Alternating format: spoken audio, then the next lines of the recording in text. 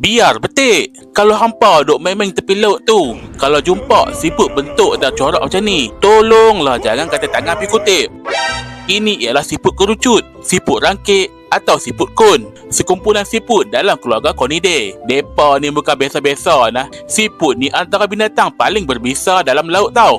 Siput ni kita boleh jumpa dalam laut tropika dan subtropika, terutamanya dalam laut Indo-Pasifik termasuklah Malaysia. Depa ni siput pemangsa. Kiranya depa ni makan binatang lain. Cara depa memburu pun padu Depa duk diam je kat situ sampailah ada ikan kecil lalu.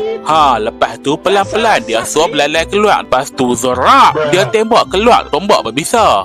Bisa dia yang dipanggil konotoksin tu boleh lumpuhkan mangsa. Lepas tu terus kena telan lah. Manusia pun dalam bahaya kalau kena sengat. Selagi baru nak kutip siput, tiba-tiba semput terus out.